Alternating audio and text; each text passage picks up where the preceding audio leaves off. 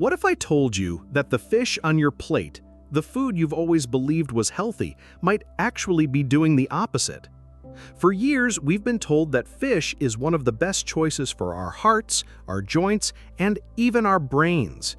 And while that's true for some, the reality is not all fish are created equal. In fact, some varieties can quietly harm your body over time, especially once you're over 50. You see, as we age, the foods we eat matter more than ever. Our bodies don't bounce back the way they used to. Cholesterol levels climb more easily, joints ache longer, and toxins linger in our systems for years. A meal that once felt harmless in our 30s might now be contributing to fatigue, memory lapses, or even heart strain. And the most surprising part? Some of these risks come from fish, the very food we often think of as a safe choice. That's why this video is so important. We're going to talk about 6 types of fish that older adults should think twice about before eating regularly. Some may shock you because they're household favorites, while others you may not even realize are on the menu at certain restaurants. But here's the key. This isn't about fear, and it's not about giving up everything you love. It's about awareness and balance. Because every meal you choose is more than just food, it's fuel. It's either building your health or slowly taking from it. My goal today is to show you which fish might be quietly working against your heart, your joints, and even your memory, so you can make better choices and still enjoy what you eat. Fish number 1, squid. For many people, squid feels like a special treat. Maybe you've ordered it grilled at a seaside restaurant, enjoyed it fried and crispy, or seen it as part of a seafood platter that instantly makes the meal feel more exciting. It's chewy, it's flavorful, and it often feels like a dish reserved for special occasions. But here's the part we don't always think about. Beneath that tempting texture and taste, squid carries health risks that can be especially concerning for older adults. Let's start with cholesterol. Just a modest 100-gram serving of squid, barely the size of your palm, packs around 260 milligrams of cholesterol. That's a hefty amount for one meal. And while you may not notice anything immediately after eating it, high cholesterol works silently in the background. Over time, it encourages plaque to build in the arteries, raising the risk of heart attacks and strokes. After 50, when the body is already more vulnerable, it becomes a risk that's simply not worth ignoring. But cholesterol isn't the only challenge. Squid is also rich in purines, natural compounds that break down into uric acid inside the body. For some people, that's no big deal. But for anyone who has ever dealt with gout, arthritis, or swollen, aching joints, excess purines are a real problem. A single meal of squid can be enough to trigger days of sharp pain, especially in the big toe, ankles, or knees. Does this mean squid has to be off the table forever? Not at all. The key is moderation. If you truly enjoy it, think of it as an occasional indulgence, not a weekly staple. And when you do have it, choose healthier cooking methods, like steaming or grilling instead of frying. Small adjustments like these can help you enjoy the flavors you love while protecting your heart and your joints at the same time. Fish number 2, escolar, schoolfish or butterfish. Now, here's a fish you might not hear about every day. Escolar, sometimes called schoolfish or even butterfish because of its smooth, buttery taste. On the surface, it sounds luxurious. The rich texture, the flavor that melts in your mouth, it almost feels too good to pass up. But sometimes when something seems too good to be true, it usually is, and escolar is one of those cases. What makes escolar taste so indulgent is also what makes it risky. This fish is filled with a substance called toxin. It's a type of waxy ester that our bodies simply can't digest properly. Instead of breaking it down like normal fats, the body struggles, and the results can be unpleasant, very unpleasant.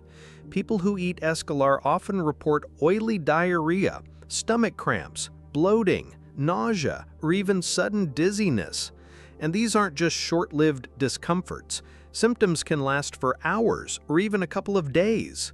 For older adults, this is where the concern deepens. Digestive systems naturally become more sensitive with age, and recovery takes longer. What might leave a younger person feeling off for an afternoon could leave someone over 50 weak, dehydrated, and drained. Add in the fact that dizziness can increase the risk of falls, a real danger for seniors, and you begin to see why health experts often advise avoiding escolar altogether. Yes, it may taste good. Yes, it may feel like a delicacy. But is it worth days of discomfort or the chance of dehydration and imbalance? Probably not. The good news is there are plenty of other fish that bring flavor and nutrients without these harsh side effects. When it comes to protecting your digestion and overall well-being, skipping escolar is a smart and simple choice. Fish number 3, albacore tuna or white tuna. When most people think of a healthy lunch, tuna is often at the top of the list. A quick tuna salad sandwich, a light tuna steak on the grill, or even canned tuna mixed into a fresh salad. It's convenient, it's lean, and it feels like the safe seafood choice. But not all tuna is the same, and that's where albacore or white tuna stands out in a concerning way. Albacore has a secret many don't realize. It carries much higher levels of mercury compared to light tuna or other smaller fish.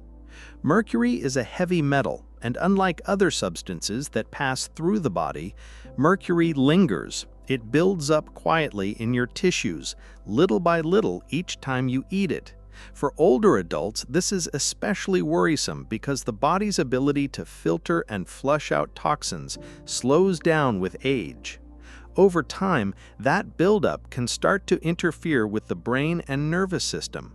Studies have connected high mercury exposure to memory problems, difficulty concentrating, and even a higher risk of neurological conditions like Alzheimer's and Parkinson's disease. It's not something you'll feel after one serving, it's the gradual effect of months and years of regular exposure that makes it dangerous. So what can you do if tuna is one of your favorites? The answer isn't to cut it out completely, but to choose wisely. Health experts recommend limiting albacore tuna to just one serving a month. If you'd like it more often, swap in light tuna instead, which contains far less mercury, or choose other omega-3 rich fish like salmon or sardines. And here's a bonus. Pairing tuna with selenium-rich foods, such as sunflower seeds or whole grains, may offer some protection against mercury's effects. It's all about being mindful.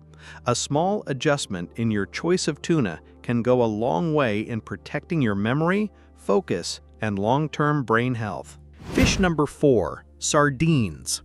At first glance, sardines seem like a powerhouse food. They're tiny, affordable, and loaded with protein, omega-3 fatty acids, and even calcium when you eat them with the bones. Many people even call them a superfood, and in some ways that's true. But as with many things, the story isn't so simple, especially for those over 50.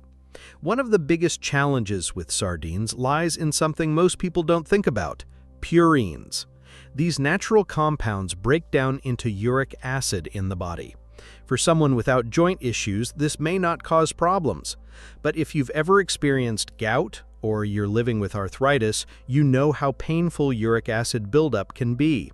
Sardines, being particularly high in purines, can trigger flare-ups that leave joints swollen, stiff, and hard to move. What might seem like a healthy choice on paper could, in reality, make daily life more uncomfortable. Another issue is sodium. Canned sardines, which are the most common kind, often come packed with salt. Just 100 grams can contain 500 milligrams or more. That may not sound like much, but for someone managing high blood pressure, kidney strain, or heart concerns, that level of sodium adds up quickly. Extra salt encourages the body to retain water, which in turn raises blood pressure and puts stress on the heart. Does this mean sardines should be avoided entirely? Not necessarily. They can still be enjoyed, but in moderation. A safe guideline is about 1 small serving per week, and whenever possible, choosing fresh sardines over canned makes a big difference. Fresh versions deliver the nutrients without the heavy salt content. The key takeaway? Sardines aren't the enemy, but they're not a free pass food either. By paying attention to portion sizes and opting for fresher sources, you can still benefit from their nutrition while protecting your joints, your blood pressure, and your heart. Fish number 5, tilapia. Tilapia is one of the most widely eaten fish in the United States, and it's easy to see why. It's inexpensive, easy to cook, and has a mild flavor that works well with almost any recipe. For many older adults, it feels like a safe, no-fuss option. But while tilapia seems harmless at first glance, there are some hidden reasons to be cautious about making it a regular part of your meals. The biggest issue with tilapia is its fatty acid balance. Unlike fish such as salmon or trout that are naturally rich in omega-3 fatty acids, the ones known for fighting inflammation and protecting the heart, tilapia is far higher in omega-6 fatty acids. On their own, omega-6s aren't bad. In fact, our bodies need them. But when there's too much omega-6 and not enough omega-3, it creates an imbalance that encourages inflammation. For older adults, that's an important detail. Chronic inflammation has been linked to arthritis flare-ups, joint stiffness, high blood pressure, and even a faster decline in memory and brain function. Another factor worth considering is how tilapia is raised. Much of the tilapia sold in supermarkets is farmed overseas, sometimes in conditions that aren't ideal. Crowded tanks, poor quality feed, and questionable water quality can affect the nutritional value of the fish and may even expose it to unwanted chemicals. While not every farm operates this way, it's something most consumers never think about when buying frozen fillets at the store. So does tilapia have to disappear from your diet completely? Not at all. The key is moderation. Think of it as an occasional choice rather than a weekly staple.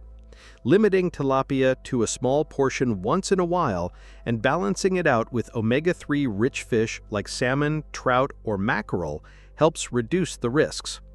Sometimes it's not about giving up foods we enjoy, but about making space for the ones that do more for our health. Tilapia can still fit into your meals, it just shouldn't be the star of the show. Fish number 6, eel. Eel isn't something most people eat every week, but for those who do, it often feels like a special indulgence. You might have tried it as sushi, maybe enjoyed it grilled at a restaurant, or tasted it at a holiday gathering. Its rich flavor and silky texture can make it seem like a rare treat worth savoring. But when we look closely, eel carries risks that make it one of the least friendly options for older adults. The first concern is its fat content.